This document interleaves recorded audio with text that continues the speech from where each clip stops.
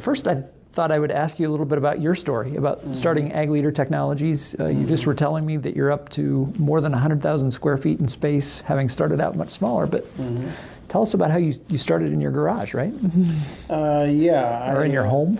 Out of my home. I was an ag engineer by trade, and I worked across town at the place that's now called Dan Fawcett. It had 3 different names while I was there, and it's had 2 different names. It's on its second different name after that, but I was an engineer there for about 20 years, and the 1980s were some really tough times in the off-road machinery business. That they supplied many OEMs in that business, farm construction and that kind of a thing, and so I just didn't enjoy my job by sometime in the mid-1980s, and I just kept thinking, well, and there was no place to go get a job because all of their customers were on hard times as well. That's why they were on hard times. It wasn't a real hot market for ag engineers at the time, probably. Exactly. There was a lot of them that got laid off and probably worked outside of the ag industry because they had to have a job. But anyway, after a few years of brainstorming, I came up with the idea that I think farmers would want an on-the-go yield monitor to monitor their yields as they harvest their crops and to have records of it and that kind of a thing. And so there had been some universities doing some research. I, found a few technical papers and that kind of thing. Some people, university people throughout the world, U.S. and Europe as well, were doing a little bit of research, but nothing was really practical. So I brainstormed a number of ideas and came up with an idea I decided to try to develop, and I knew it would be a difficult development, but I intentionally chose something that was hard to do because if I could do it, then it would be hard to copy as well. So I spent my own time in evenings, weekends, holidays,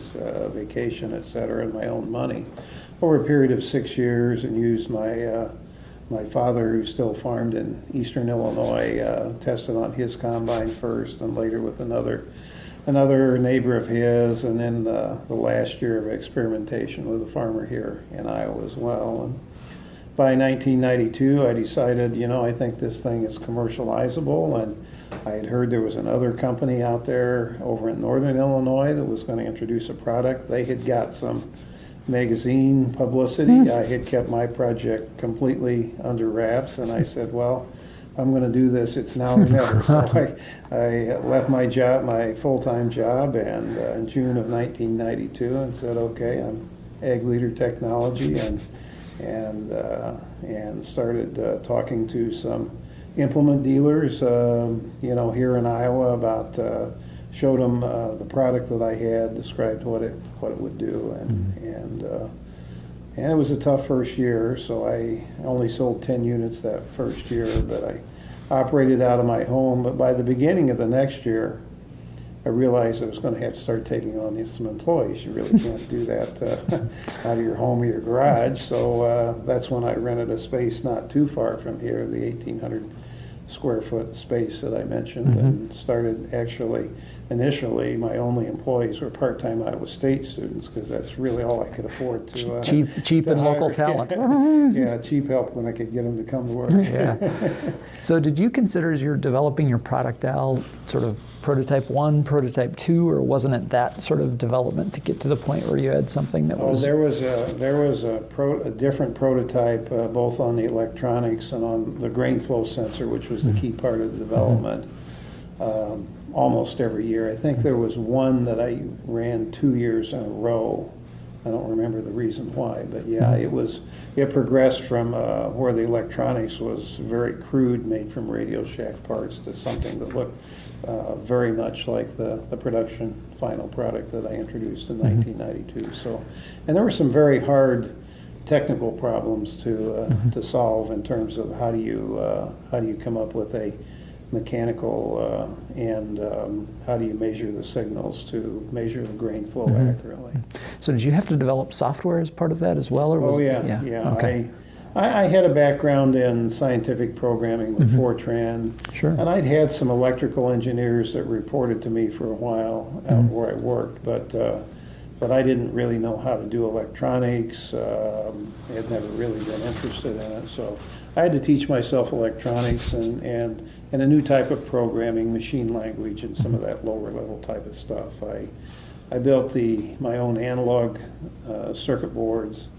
I used single board computers because I wasn't up to the task of creating a computer board from scratch. But yeah, a lot of that 6 years was just getting myself up to speed, because I was doing it, you know, in secrecy, because quite frankly, you know, I probably would have been on a list of layoffs, of many layoffs that occurred through the 1980s, Sure. if my employer had known that I was thinking about leaving. So it was more not wanting your employer to know rather than the sort of potential competition. Well, it was both, actually. Actually, keeping a secret was very, very valuable in terms of the competition.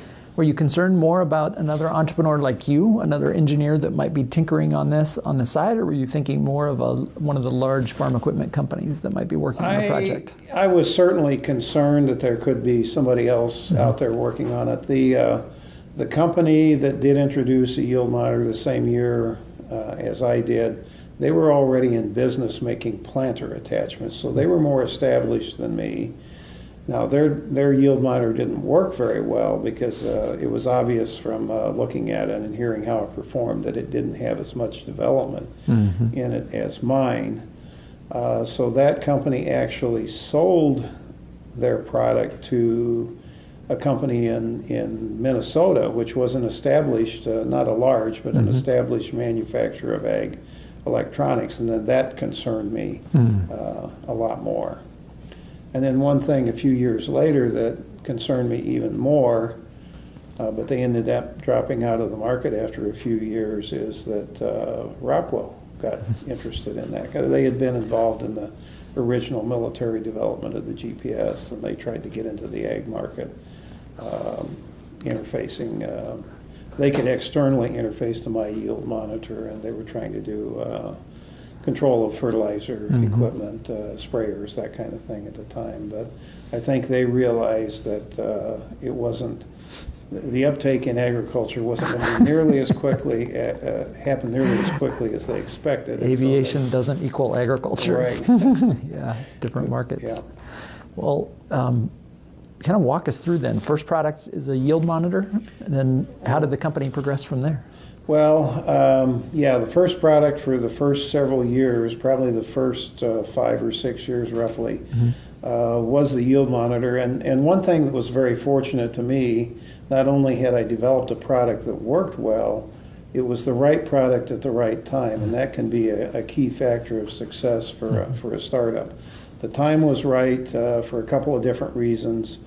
It was the right idea to get the interest of farmers. I mean, it took a while to really catch on, but in terms of precision farming products, the yield monitor was the earliest product. It wasn't the first precision farming product, but it was the earliest hardware product that gained widespread acceptance. Steering came along later, and is very widely accepted and is usable on more ag machines, but that came a little later. So why do you think that widespread adoption of yield monitors happened? Well, for one thing, and this is one of the reasons I thought farmers would want it, is yield is the farmer's paycheck. And they pay a lot of attention to that. You know, they like, historically, they would use average yields of plots to choose their hybrids for next year and that kind of thing. And one thing, after yield monitors got into the field, and I didn't really know it before, and nobody did, everybody found that there was more yield variation going across the field than you expected. In the beginning, it was not uncommon to in some years see 2 to 1 or even more yield variation, and often you can't see that visually from the combine cab. So, and I remember riding with a farmer at that time, and even though I was there, he had more conversation going with his yield monitor than he did with me about some of those issues of variability. Right. So yeah, it caught on well, and that was fortunate I had the right product at the right time.